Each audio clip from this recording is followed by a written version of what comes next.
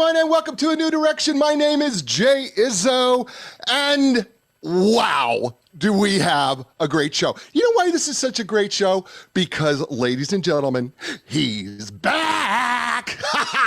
Yes, sir. Ralph Peterson. Oh, yeah. He's not just a friend of the show. He's my friend. And he's your friend, too, because he's been on, and oh, man, he is so much fun. He is edutaining, right?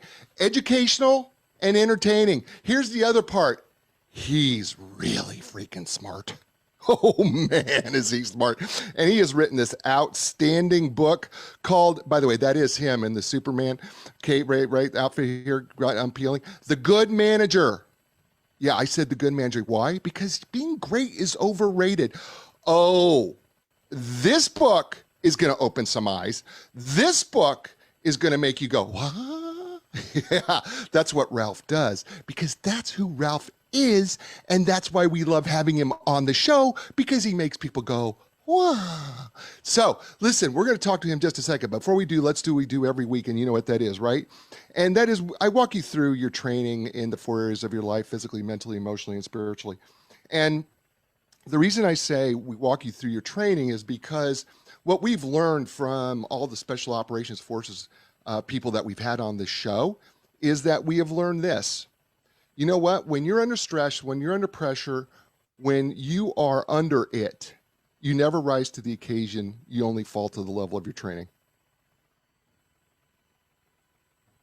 Which is why you have to be training all 4 areas of your life on a daily basis. Right? So physically, when I rate your training on a scale of 1 to 10, 1 being, well, my training stinks, 10 being my training's outstanding, what I'm asking you is these basically 4 areas in physically. How's your diet? Right? That's first. How is your exercise? Are you getting enough sleep and you drinking enough water? Because if you could do those 4 things physically, and you could say I'm a 10 on all 4 of those things, you know what? You're doing pretty well.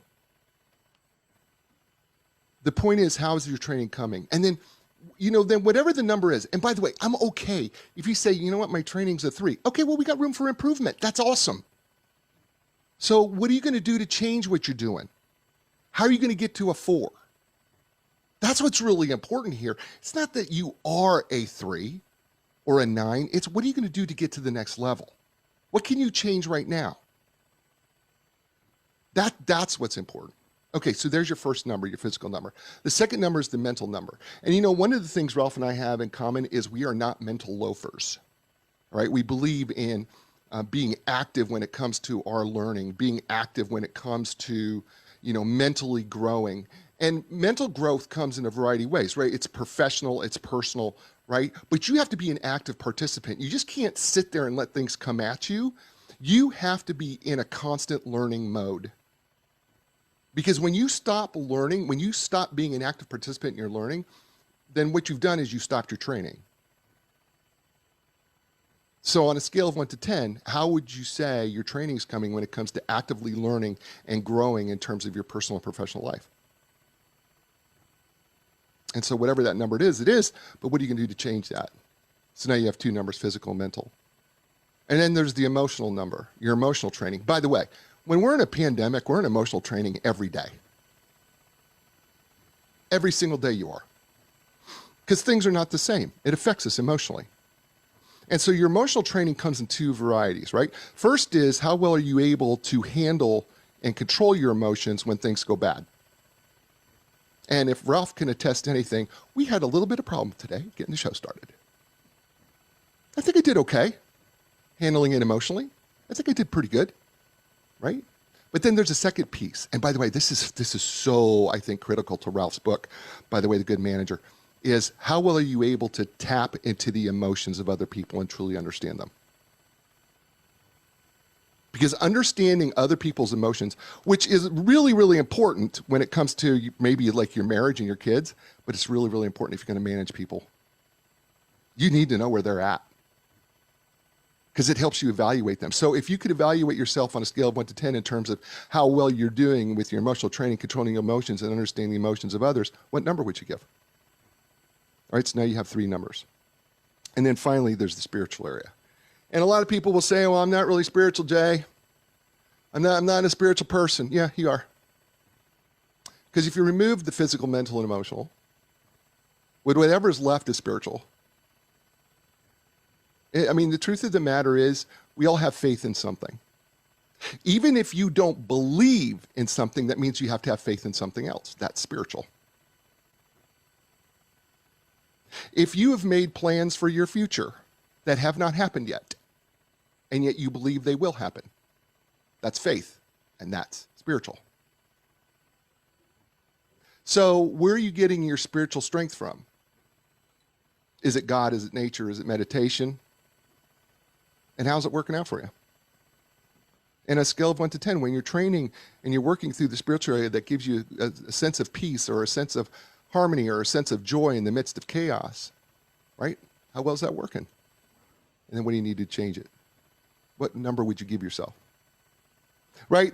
And that's your 4 areas, right? And you've got 4 numbers. They're like the legs of a chair. If the legs of a chair are out of balance, you sit in that chair long enough, you know what happens? Your posture goes bad. And by the way, if the chair's too low, what happens? You can't sit at the table that you need to sit at, so that what you can do is that you can eat the nutritious food that you need to eat physically, mentally, emotionally, and spiritually. And speaking of someone who has got it all together, and he's probably all 10s, he generally is. His name's Ralph Peterson. Ralph got caught plagiarizing a Ranger Rick magazine when he was 8 years old. Ralph Peterson shocked everyone when the story he was made to write about, the lessons he learned from the ordeal, was better than the story he copied. It seems funny now, he says, but I don't know. I could write my own stories. I don't know. I was allowed to make them up. I didn't know I was allowed to lie. Today, in addition to authoring 4 books, including this latest one, The Good Manager, Being Great is Overrated, we've done books, Managing When No One Wants to Work, Congratulations, Now Get Over Yourself, Confessions of a Management Development Coach, Adventures in Dietland, which was fabulous. He is a keynote speaker, member of the National Speakers Association, highly sought after management development coach, internationally syndicated columnist with his column 5-Star Leadership with Ralph Peterson. Ladies and gentlemen, please welcome to the show and welcome back to New Direction, my friend Ralph Peterson. Welcome back, Ralph. Thank you so much. Quite an introduction. I feel like I'm all done. Thank you.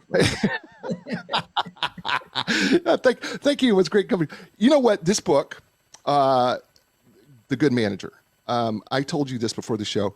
It made me mad because you said things in here I didn't want to agree with, but then when you went through them, I was like, doggone it, he's right. And, I know that your experience working with being a manager, but also managing managers or supervising managers as part of it, you have a lot of experience, but then you brought a lot of research to the table. But the book is also very, very fun. And so I want to start with some fun because it really starts with when you're in 6th grade and you meet Marco the Magician, which turns into really kind of, I guess it's kind of the foundation for this book, ultimately. So let's talk about how meeting Marco the Magician fits into being the good manager. Well, I met Marco the Magician. He was doing a show when I was 6, or I was in 6th grade. He was doing a show at my middle school, and he picked me to go up on stage and embarrass the heck out of me. It was a traumatic event, really, more than anything else. But then I ran into him years later when I took a job as a waiter at a steakhouse, at a restaurant. And he was at the restaurant doing magic for guests. And he started to take me under his wing and show me magic, which is a lot of fun. And, when you're a kid, 16, 17, just learning basically how to hide salt and that kind of stuff. It was fun, it was just a fun thing. But that trajectory, so when I saw him when I was, and it might be a perception thing too, when I saw him when I was in 6th grade, he was a god, right? Like he was amazing. He was doing magic. But then later, I'm 16, 17, and he's showing me stuff. Now it's no longer he's a god. He's like, no, this is how it works. And so he's giving me the inside track, you know what I mean? So you're all of a sudden you're opening your eyes to how it actually works. And I think that in management, it's kind of the same way. When you're an employee, you're working for somebody, especially if you have a boss who you love and a manager who's on top of everything, and you think it's like magic, like, oh my gosh, how is he doing it? How is she doing it? And then you start learning about it. You're like, oh, I see what you did there, you know? So when I really loved it because there was a point in the story where you actually said to Marco, you said to him, you go, I'm not very, I'm not great. And he says to you, I don't want you to be great. Great's overrated. I just want you to be really good. His whole idea was you don't start out being great. You got to be good. So just practice, just forget great, be good. All right. So let's talk about the management piece because here's the management piece. You say in chapter 2, you say first, here's the good news. Anyone who's interested in becoming a manager or supervisor of any kind can do so really easily. But the question that you should be asking here is why. So what's the bad news? Well, so the good news is if anybody wants to become a manager, there's a ton of opportunity. And the bad news is the reason there's so much opportunity is because it's so difficult to be a manager. And in fact, 2/3 of all first-time managers fail in the first 90 days. And so there is a huge attrition rate. So if you're like, I think I could be in charge, put your hand up and say, I'd like to give my shot at it. Just understand that 2/3 of all first-time managers, the first time you do it, you're going to fail. The first time I did it, I got fired 8 minutes later. I mean, the first time I got promoted, I was fired very quickly. You know, it's really interesting that 2/3 of the people either quit or they just fail in the first 90 days. And it's really interesting to me that there are a lot of management positions. Everybody thinks it's just so easy, right? Because first of all, they feel like, oh, I'm become a manager. I've got less work to do. I've got now privileges, right? But managing isn't about a title, is it? No, it isn't. And actually, I would say that one of the a real big challenge for new managers is their own concept of what when you think you're going to be a manager.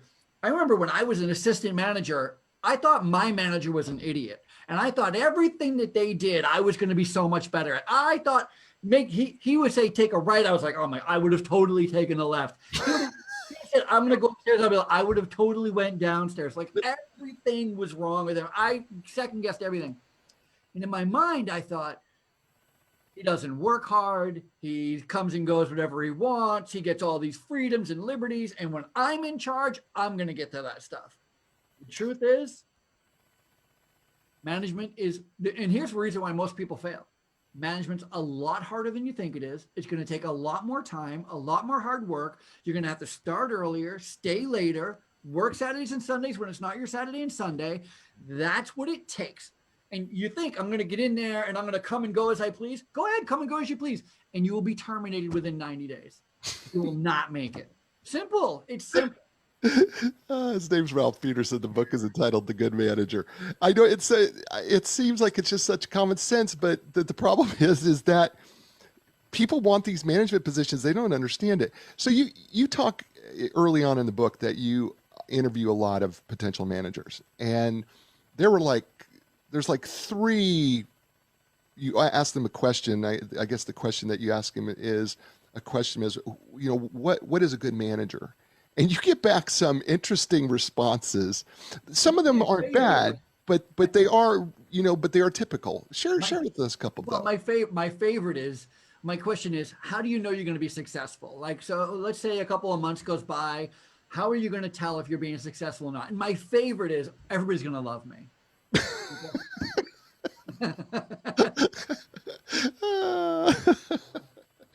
Yeah. Right. Okay. I love my sister, but I wouldn't put her in charge. No. She's watching the show right now too. That's awesome. That's awesome. but it's that thing where we lose sight of what actually it takes to be an effective manager. Right. So everybody, and I got, with peace and love, people throw around this whole idea that being a leader is better than being a manager. Like being a manager is this lowly thing and being a leader is this the greatest thing. It's quite the opposite. Mm. The truth is, anybody can be a leader because it doesn't take a title to be a leader. Anybody can, in the moment, stand up for somebody or make a snap decision that makes the best sense, or help somebody in some way that really elevates them to this godlike leadership status. But I'll tell you, no organization in the world, none, zero, zip, no, I don't care what industry it is, none of them go anywhere without the strength of their management team. It is the manager that oversees the day-to-day. It is the manager that ensures people are getting their work done on time. It is the manager that ensures customers are getting what they're asking for, what they're paying for. It is the manager, the people who are there day in and day out. And by the way, you can measure management. It's systematic. It's repeatable. You can't measure leadership. Leadership is like this one and done, like somebody can just shoot off leadership things like, oh, this and all that. Management. I'm a way bigger fan of let's talk about what it takes to be an effective manager than I am let's see what it takes to be an effective leader, because you can be a leader once. It doesn't make it systematic. It doesn't make it effective. There's no long term. Right. It's interesting. You point out in this early chapter 3 that being a manager is a skill. And I'm thinking about this in terms of what you just said about leadership. We don't really know what leadership is. And we really can't tell you what the skills are to make you an effective leader. But there is a skill that is teachable and learnable when it comes to being a manager. 1,000,000%. 1,000,000%. And if you were to try to even equate management with leadership, you can't be a good leader if you're not a good manager. And let's think about it like this. Let's say that you have an employee who is not in charge of anything. They've been there for a long time. They're a good worker. They show up on time. They leave on time. They're reliable, friendly. Everybody loves them. And when you put somebody with them and you say, hey, will you shadow this new person? Will you show them the ropes? You can see that person being a good leader. Can you agree with that? Yeah, absolutely. Even though they're not a manager, you can see that they're a good leader, right? Now, right. Take that same person, except make them late all the time. Make them not get their work done all the time. Right. And you can see that there's a big difference between somebody who's really good at managing themselves and somebody who's not good at managing themselves. And the people who are really good at managing themselves do well as a leader, do well as somebody being the lead, showing somebody the ropes. I would not ask somebody who I couldn't rely on to train my new staff members. Right. But if there's self-management, you don't have good self-management, you can't be a good leader for me. See, everything is about management. Start with yourself. You want to get ahead, manage yourself well, be on time, get your work done, be positive, ask good questions, contribute, provide value, leave on time. You know what I mean? Say yes a lot, stop complaining. You know what you're asking? You're asking a lot, but it's required of us, isn't it? I mean, right? I mean, you're what you're asking people to do is a lot, but the truth of the matter is the job requires so much, especially if we're going to manage people. A lot of people want to know how to get a raise. And it's so super easy. Getting a raise as an employee is the easiest thing in the world. Easy. You know what you have to do? No. Stop needing management. Your manager's taking all your money. Peace and love. I would not spend a single dime on management, not a penny, if I didn't need to. You know why I need to? Because I can't get people to do what they're supposed to be doing on a consistent basis without somebody overseeing them. So the magic is, if you want to get a raise, stop needing management. By the way, just as a warning, once you start managing yourself so well that managers don't need to come by, we're going to ask you to become a manager. That's how we find you. That's how we find the best workers and we try to get them to be a manager. That's the key. His name is Ralph Peterson. The book is entitled, gosh, he's good, isn't he? It's called The Good Manager. Matter of fact, he's great. I know he says that being great is overrated, but really He is overrated. He's I just want to great. be good. I just want to shoot for 80%. It's called The Good Manager. It's Ralph Peterson. You're listening to him here on A New Direction. Hey, folks, I got two great sponsors here on A New Direction. One of them is Epic Physical Therapy. And you know what? Whether you're recovering from an injury or surgery, or you're suffering everyday aches and pains, and maybe you're having difficulty performing activities of daily living, maybe you're a professional athlete, or maybe not quite a professional athlete, but you're having problems, with your athletic event. Look, here's the deal. The elite team at Epic Physical Therapy for their therapy will provide you with a customized treatment plan tailored to your individual needs. With their experience at rehabbing young athletes to elite professionals, and yes, professional athletes come to Epic Physical Therapy from all over, they understand the need to treat your entire body as a functional whole, not just your symptoms or your injury. So when you're ready for your epic relief, when you're ready for your epic recovery, when you're ready for epic results, don't go anywhere else. Start with Epic Physical Therapy. That's epicpt.com. That's EPICPT.com. And Linda Craft and Team Realtors, for over 35 years, they have been at the top of the real estate game. How do you stay at the top of the real estate game 35 years? Well, I'll tell you how Linda has done it. She's done it because she creates relationships.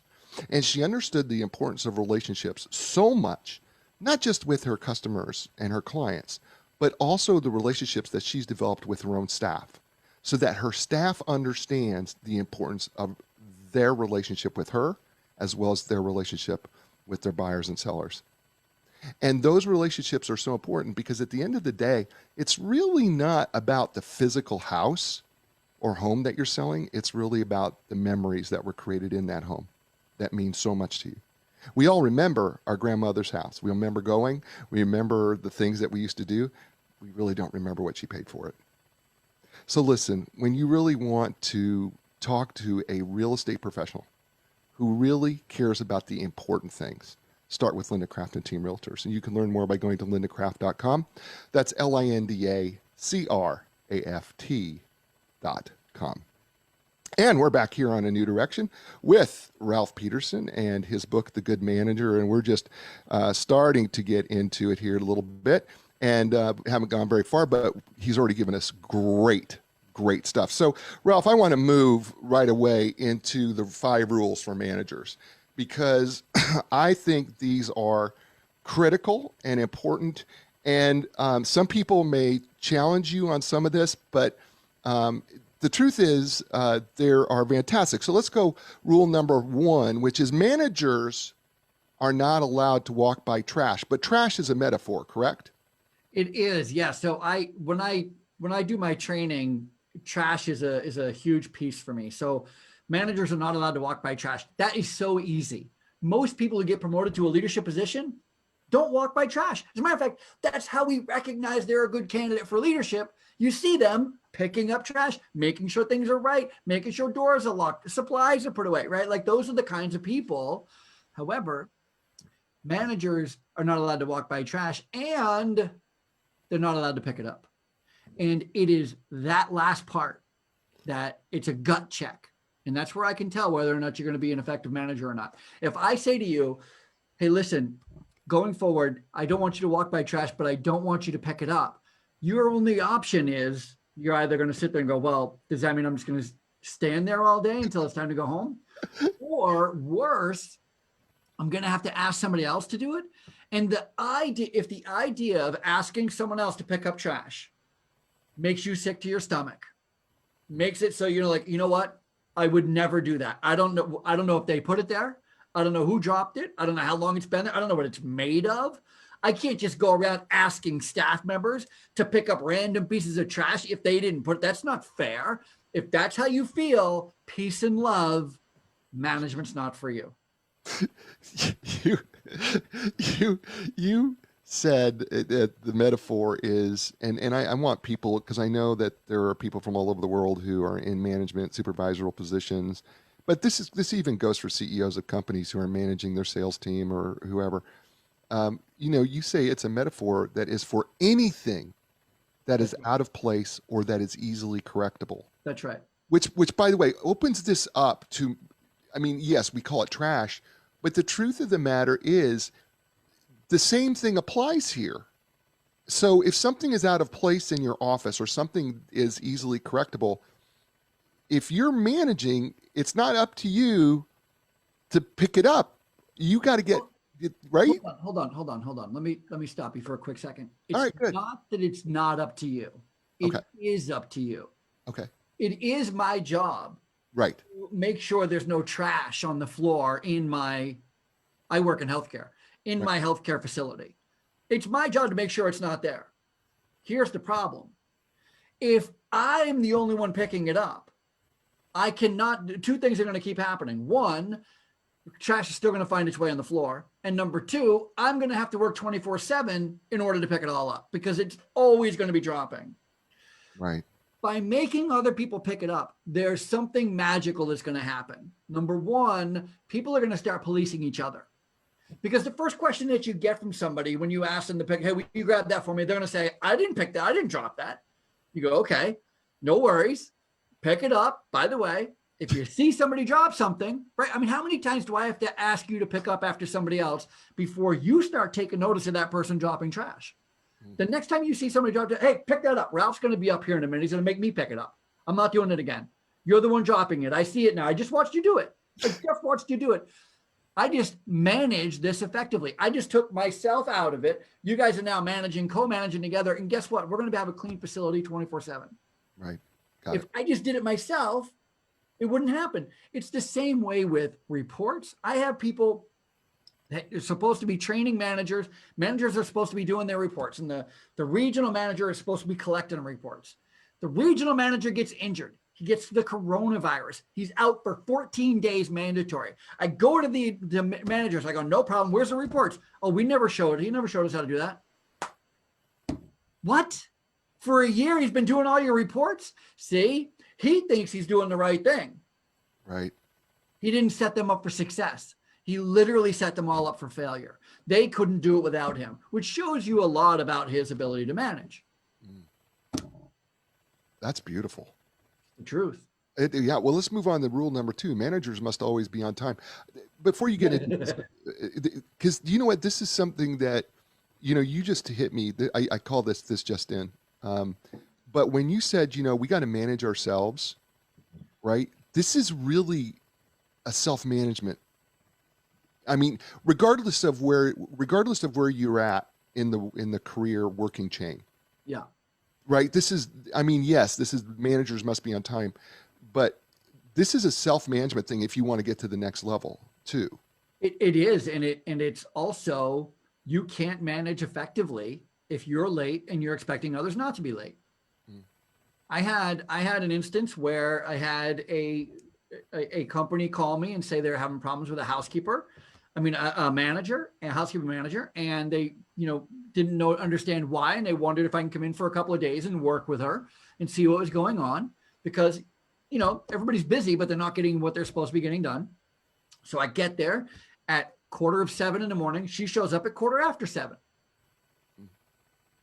She's like, oh, I'm so sorry. This never happens. My bad. There's car running behind, kids, dog ran away, whatever the excuse was. Well, I noticed for that 30-minute window, me 15 minutes early, her 15 minutes late, her staff just kind of didn't do anything, right? Because they're waiting for her before they get there. Until the boss shows up, nobody's doing anything. Everybody is just slowly, whatever. Next day it happens again. Next day it happens again. I go to the HR department and I say, could you do me a favor? Will you run me a payroll report of the manager? And she goes, oh, the manager's only been here for a little over 4 months, so 120 days. I'm like, okay, well, how many times has she been late? 80. She's late 80 times in 120 days. I don't understand why I can't get these people to work. I can. And, the truth is, it's not that she was late 30 minutes, 40 minutes, an hour late. 1 minute late is enough. Right. 1 minute late is enough. You understand? And I talk about it in the book. I talk about leadership capital, where leadership capital, by the way, is money you earn by being a good leader. In other words, dressing appropriately, being on time, all those things that you're expecting other people to do, that you do. And the more you do it, the more capital you get from your staff. If you violate any of those, you spend capital. Right. People trust you less. They give you less leeway in being late or whatever. Right. And she literally gave away all her leadership capital, so nobody trusted her, even though she was only a minute late, 2 minutes late, 3 minutes late. You're late. Right. That's it. Who put you in charge? Yeah. Well, you know what? This is a common. Sometimes I think being late is a common occurrence I see more often than not in even in the corporate world, and people just expect that it's okay to get away with it, but it just is terribly. It's just not a very good. It's not a very good reflection on you as a person when you're late. It's dangerous. I work in healthcare, and we work in dietary, and breakfast has to be served at 7:30. Right. And you're cooking for 200 people who can't cook for themselves. Right. Who can't feed themselves. And you're late going, I don't know what's the big deal about me being late. Well, as a domino effect, see, this lady got up at 6:30 and she was asking for coffee. We normally get it to her by 6:45, but because you were late, we didn't get it to her till 7. I don't know if you've spent 15 minutes without coffee when you normally get it, but you're a little cranky. Then that makes the nurses cranky because the residents being cranky to nurses. Now the nurses are cranky. Now everybody starts off with a bad day because of you. 200 people's days ruined. Right. Right. All right. Let's move to rule number 3. Because rule number 3: managers must dress professionally. Yeah. But there's a caveat to this. Yeah. Okay. Yeah, So let's go with that. The answer is managers must stand out. Right. You must look like you're in charge. And there's a lot of people who do not want to look like they're in charge. And I have a great story in the book about a zebra and why zebras are black and white striped, and how nobody ever knew why zebras are black and white striped. And the truth is it turns out because they're pack animals and they blend in with each other. And so a lion can't see one zebra start or one zebra ends. And that's why people don't want to stand out in management, because there are lions at work. There are customers who are mad and they're like, who's in charge here? Listen, if somebody walks into your place of business and sees you and says, who's in charge here? Because you don't look like you're in charge, I beg you, please reconsider whatever it is you're wearing so that you stand out as the person in charge. On construction sites, they'll have a different color hard hat. The supervisor may have a red hard hat where everybody else has a white one, or the foreman will have blue, and the supervisors will have a yellow, whatever it is. Right. Police officers have uniforms. Doctors have lab coats. Right. Stand out. People don't like standing out. I love your quote on page 29. It says, to be a good manager, you must be more like a lion, or at the very least, you can't be afraid of them. That's right. I love that quote. Don't be afraid of mad staff, mad customers. Don't be afraid. Right. And you also talk about that the other reason why dressing appropriately is so important is because it's not just about solving a problem, it's also about influencing. That's right. Because I think what we don't recognize here is, the power of influence. Instead of manipulating, it's things that we can physically do that influence the situation or influence the people that we're in charge of. Not only that, I mean, you're absolutely right, but also we're representing the company. And by representing the company, you're representing every employee. And so imagine if you're an employee for this company, if the company is great or it's not great, if your manager is known to be not great, it's embarrassing to say who you work for or where you work. Right. Everybody wants to work for a good company, a company with a strong reputation, run by good leaders who have good reputations, and certainly don't look like less than professional, whatever that means. Right. Whatever that means. I mean, they don't look like the staff, right? Well, their staff, I'm a big fan of uniforms because uniforms make it so that we know who is who, right? So right. I'm a big fan of uniforms, but managers have to look better than staff. Right. At the very least, they can't look worse. Right. Right. Yeah. So I have this great experience. I was at a Best Buy, and everybody in Best Buy wears khaki pants and blue shirts, Right. right? Khaki pants, blue shirts. I'm telling you, Jay, I saw these two kids, young men, standing at a register. They're wearing the same thing, both in a blue shirt and khaki pants. And you could tell like that which one was in charge. One of them was the assistant manager. The other was the employee. They had the same outfit on, and you could tell by the way one of them had their outfit on versus the other one. One person had their shirt tucked in. The other person didn't. One person was wearing a belt. The other person wasn't. One person, had the shoes tied. One other person didn't. The other person, they were shaved and they were just put together better. You see, wearing the same outfit. That's a great point. Even though they wear the same outfit, how they put that together made them look different, stand out. That's good right there. That's really good. All right, let's go to rule number 4. Managers must get their work done. And this seems like an odd rule because I think people either assume that they do or it doesn't matter. Well, actually, it's one of those rules. It's one of those consequences of being in charge, being a brand new manager. Many times, new managers fall into this trap where they want to be super supportive. I want to have an open door policy. Everybody I ever meet, like, oh, I have an open door policy. If you have an open door policy and you have trouble getting your work done, with peace and love, shut the door. Shut the door. That's the problem. You're being interrupted too much. See, as a new manager, we're like, I just want to go out and I want to be with my people. And you're not Jesus, okay? You're not riding up disciples to feed them on the side of a mountain. You're trying to build a car here, right? You're trying to sell a car. You're trying to run a grocery store. You're managing a department. Get your work done. And you know what else is worse than that? It's not just the open door policy, but it's also this notion that the manager has the ability to take their work home. Oh, it drives me crazy. I did the report last night at 7. I can tell you did the report last night while you were watching Dancing with Stars because it's garbage. During a 30 or 60-second commercial.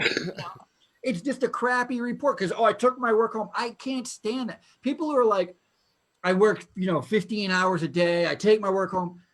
Listen, you're not working 15 hours a day. You know what you're doing? You're wasting 8 hours while you're at work, and you're actually putting your head down and getting work done in 1 or 2 hours at home. And by the way, in the middle of doing laundry and cooking lunch and going to the baseball game and the recital and watching the TV. And if you just got your work done at work, that's why it's so important that managers get their work done on time at work. Get it done at work. You bring up a really great point, and we had a guest on last week who talked about this a little bit, the interruption principle. That's right. And why the open door policy and the interruption principle, how they work together. Talk us through the interruption principle, because it really is, this is a scientific thing. This isn't something we just made up. Yeah, no, they've documented that any interruption, when you're in flow, and in flow, I mean, you're actually concentrating on your work. And we all know what that's like, where you're reading something, you're writing something, you're doing a report, you're filling something out, you're checklisting, and even just the slightest ding of your phone goes off. Ding, notification, you get sucked right over. You're like, what is that? Oh, and then researchers have found, it takes you 20 to 25 minutes to get back into flow. Mm. So imagine how many times you need to be interrupted before your entire day is gone. Not a lot. We're not talking about a lot of interruptions before somebody comes to your door. Hey, excuse me. Yeah, what is it? And it's a BS thing. Did you order those pencils? Yeah, they'll be here tomorrow. Okay. I was in the flow. Now that one question just took me 25 minutes away from my work, because you know what I'm going to do? I'm not going to go, I got to get back into my work. I'm going to go, oh, there's a sale at Penny's. Oh, there's an email. Oh, what's on Facebook? That's how it happens. It does. And it happens to all of us. It doesn't just happen it happens to every one of us, which is why we struggle so much with our employees with phones. A lot of employers right now are struggling like crazy with employees having cell phones in their pocket while they work. And it's because of this interruption clause, because you put it in your pocket and I've seen people literally be selling a car to somebody They're on the showroom floor. The car costs $45,000. The buyer wants to buy the car. They're talking about, oh, and it has great features. And they pick up their phone. Just a second. Just a second. You just let your cell phone interrupt a $45,000 sale? Why is that cell phone in your pocket? Why are notifications on? You know what I mean? So you can see the GM in the back of the showroom going, I'm going to shoot someone if they bring their phone out on the showroom again, because people are legitimately, and everybody has this default. Everybody has this, even those of us who don't have little kids at home, we all have this default. It could be one of my kids, or it could be an emergency. It's never been an emergency your whole life, but you're always picking it up and using the excuse, oh, could be an emergency, could be an emergency, could be. Listen to the life you lead. It's not an emergency. You're addicted to the little notification. Shut them off while you're at work. I'm using a car example, of course, but I work in healthcare. In healthcare, imagine I'm feeding you, phone, hoop, back in the phone. You can't eat. Giving you a bath, you're on the toilet. You're like, I'm done. Hold on a minute. I'm still scrolling TikTok. You're like, I can't feel my legs anymore. They'll come back when I stand you up in a minute. Hold on. I got to update my Not stuff. making it up, Jay. I mean, I got to take a selfie. Let me finish writing this post on my selfie. His name is Ralph Peterson. And you know what? We're going to finish up with the 5 rules with number 5 when we come back right after this. Hey, folks, Epic Physical Therapy, one of our great sponsors, offers the most advanced top-of-the-line equipment. They have great facilities all over the Research Triangle Park. And by the way, people fly in from all over to literally, I mean, I'm talking to professional athletes, literally come into Research Triangle Park to work with the trainers at Epic Physical Therapy because they have all the equipment and they're certified, right? So, I mean, they have all the cutting edge treatments right here. And it's amazing. I go there. My wife goes there, and I'm just telling you, they are amazing physical therapists. Look, they have some great stuff. I talk about the anti-gravity treadmill, the Normatec compression sleeves, the Game Ready. But you know what? Here's some of the treatments like blood flow restriction therapy, dry needling, cupping, which is fantastic to manipulate the muscle in the skin. I mean, it is absolutely phenomenal. So look, when you're looking for your epic relief, your epic recovery, and your epic results, don't look any further. Be epic. Start with Epic Physical Therapy. That's epicpt.com. That's EPICPT.com. And Linda Craft and Team Realtors. You know what? 35 years she has been at the top of the game. She helps people from all over the world. How does she do that when she is independently owned and operated and doesn't belong to any sort of national company? Here's why. Because she has created relationships with the best professionals all over the world. So whether you're selling a home or buying a home, regardless of where you're at, she is going to have an unbiased opinion of being able to find the best professional in your area because of the relationship that she created, right? Because she doesn't have to stick to a company. She's her own company. By the way, that independent local spirit that she has is exactly why she is so dedicated to seeing people get the best price for their home when they sell. It's because she's been in the area for over 35 years. She loves the area. And what she wants to do is she wants to help you get the best price that you can when you sell your home and get the best price you can when you're going to buy your home, right? Because she's a tough negotiator and she's well respected. So listen, yeah, she is absolutely the relationship memory maker, but she also knows her business. So why not check out someone who's got that great combination of relationship and business savvy? Why not check out the team at Linda Craft and Team Realtors? You can learn more by going to lindacraft.com. That's LINDACRAFT.com. And we're back here on A New Direction with Ralph Peterson and his book, The Good Manager, because being great really is overrated. And we're going to get through rule number 5 here as we're going through the 5 rules of management. Rule number 5. Ralph, is managers must always be visible. What do you mean? Visible.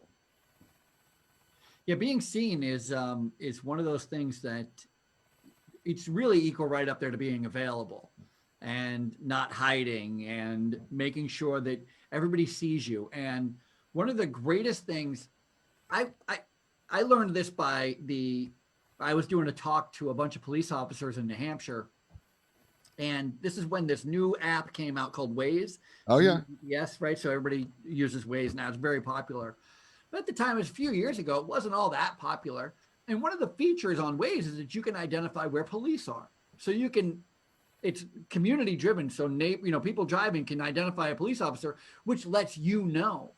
And I was asking these group of police officers how they were feeling about that. And there was a guy in the back of the room and he says, I use it to check in. And I was like, what the heck does that mean? He said, I found that when he's like, I pull in the middle of a highway in the median there, and I will pull up my own Waze app and I will go, I am right here. I'll identify myself. He goes, you wouldn't believe what happens. I was like, what happens? He goes, everybody slows down. Everybody obeys the law. I was like, oh yeah. You know a police officer's there. You know what you do? Your hands go to 10 at 2. You take your foot off the gas. You put it on the brake, and you obey the law. It's the same thing at work. If you know your boss is there walking around, what are you going to do? You're going to obey the rules. You're going to do your job. I mean, I toured a home once where I walked with the administrator, and I think it was the first time the administrator had ever been, this is in a nursing home. It was like one of the first times the administrator had ever been on the 3rd floor. And so the administrator was introducing herself to everybody. Oh, I'm the administrator. It's like, oh, you are? Like, I'm like, there's something wrong with this picture. All right. So this is the part of the book that I was kind of mad at you a little bit. The golden rules of management. The golden rules of management. Oh, because we love the golden rules. Because there's these golden rules of management that I think we want to believe in. Matter of fact, I know we want to believe in. Of course. We want to believe that this is the way we're supposed to manage. 1,000,000%. But I believed them for a long time, Jay, and it got me in so much. Okay, so here's golden rule number 1, and then what we're going to do. These are really golden rule myths. Can we call them that? Can we call they these really are? golden Yeah, they are myths, right? So golden rule myth number 1: praise publicly and reprimand privately. What? I did this forever. If I had to have a tough conversation with you, I would do it in a hushed tone in a back room. It was just me and you. I'd be like, listen, you gotta be on time, all right? Or you really got to start getting your job done. Or, that attitude you're having out on the floor, the way you're raising your voice, you really can't do that, And then what I found was I would have these tough, difficult conversations with employees. You know what they would do? They'd get out of my office. They'd go and they'd see people and they'd go, hey, well, what did you have to talk to Ralph with? And they'd go, nothing. I'm like, oh, Ralph didn't talk to you about being on time? No, Ralph never said anything about that. They would lie, Jay. My employees would lie. I couldn't believe it either. I was baffled. I was like, what? Here's the truth. If you're managing one person, then absolutely don't bring it up in front of anybody else. But if you're managing a team, your team needs to know that you are managing everyone equally. And they will not know that if you're doing it in a hushed tone and behind a closed door, because the person you're doing that reprimanding to is not going to be honest. I'm not saying that I dress people down. I don't yell at people on the floor. I don't embarrass people and shame people, but I'm very strategic about keeping my door open. And I'm a little bit of a loud talker sometimes. I want everyone to know that you're not getting away with it, because if they don't know that I'm not letting you get away with it, they're going to think I am a pushover or that I have something going on with you, which is even worse. Not good. Not good. Good. All right. Golden rule myth number 2. Never ask anyone to do anything you wouldn't do yourself. This is a great one because it took me a long time to find the origin of this, because it sounds perfect. But it doesn't sound managing, right? It sounds different than managing. Never ask anyone to do something you wouldn't do. What does that mean? Does that mean that what if I was a CEO of a hospital, but I'm not a doctor? Does that mean I shouldn't ask a doctor to perform surgery because I wouldn't do it? That's insane to me. So I was like, I had to go back and I did a lot of research trying to find out what happened. And actually what happened was, this is actually back in the early 1900s, late 1800s, where there was a huge labor dispute. A lot of companies cutting corners with safety, a lot of child labor laws, a lot of children being hurt and exploited. And the papers ran with it. The unions got involved and they made this big public campaign that all these companies are bad and evil. Until the companies used it as a marketing tagline. They started to say, listen, we would never ask you to do anything we wouldn't do. See, it's a legal thing. It's a right and wrong thing. And you can even see it in advertisement today. People are like, we're a green company, or politicians love to say that we're here for the people, as if that's true. It's not true, but that's the marketing. It's simply marketing. Never ask anyone to do anything you wouldn't do is a marketing ploy. And the worst part about it is managers hide behind it. They use it as the excuse. You know why I have to pick up the paper? You know why I have to pick up the trash? Because I would never ask anybody to do anything I wouldn't do. That's why I pick up all the trash. Well, here's the thing, Einstein, there's more trash than there are you. So either you start managing it so other people do it, or we're always going to have a dirty facility. That's the truth. And most people hide behind it, use it as an excuse to not manage. Instead of managing, I'm just going to do everybody's job for them. All right, well, that's not managing. All right, golden rule myth number 3. Choose your battles. Choose your battles. Listen, I let me apologize. I'm on a little bit of a Jocko goal rush here, but fired up. No, choose your battles. This is an easy one. Everybody says choose your battles when they're talking about a battle they don't want to do. So they don't want to confront somebody for being late. They don't want to confront somebody for not getting their work done. They don't want to confront somebody for their eye roll or their bad attitude or the way they're treating somebody else. So they go like, oh, you got to choose your battles. No, the truth is you lose every battle you choose not to fight. So you either win battles or you lose battles. You don't choose battles. So you fight every single battle. And by the way, I'm not a fan of choosing your battles. I am a fan of being tactically patient, which is what I write about that as a little caveat. Yes. Tactically patient is different than choosing your battles. That means I'm going to choose I'm going to fight this battle. I'm going to do it on my own time. Being tactically patient makes sense. I love that because you're right. I mean, and you talk about, you're not going to win them all, but the truth of the matter is if you don't battle, you've clearly lost. You've already lost. You didn't even fight it. Right. Because there is something to be said that if they know that there's going to be a battle, if the people that you're managing, you start encroaching on that reluctancy to, what now they're in that. I don't know if this is a battle I want to fight because I know he's going to fight. Yeah. Being on time is one of those things that really sticks in my craw. I cannot. And I just peace and love. I work with managers. So you've already been vetted. You've already been chosen as somebody who is willing to take responsibility and do more than everybody else because you're a little better than everybody else. That's how I look at my management team. And so for them to not be on time, for me, feels very disrespectful to the team I'm asking them to run. Right. If you're expecting them to be on time, they have children, they have car issues, they have bus issues, they have all the issues you do, but because you have the title, you can be late. Not on my watch. Do not tolerate that for 1 second. That is a battle I choose every single. I would never give up on that battle. But on the other side of this, I'm going to tell you something. I don't mind being wrong, and I don't mind losing the battle. I really don't. If I've got to compromise, we start butting heads, and we're not getting anywhere. I'll be the first to compromise. Be first to say if I'm wrong, I'll admit that I'm wrong. I have no problem with that. A lot of people fear of fighting a battle because they don't know if they're going to win. I don't fight battles to win. I fight battles to keep going forward. Constantly advancing. Go forward. That's beautiful. Let's do golden rule myth number 4. I'll get that out correctly. Yeah. And by the way, I think this one is huge. Micromanagement is the new 4-letter word of management. It really is. People think it's like cursing, the idea of micromanaging. When the truth is, people are like, oh, you should never micromanage your team. If you're not willing to micromanage, you're not willing to manage.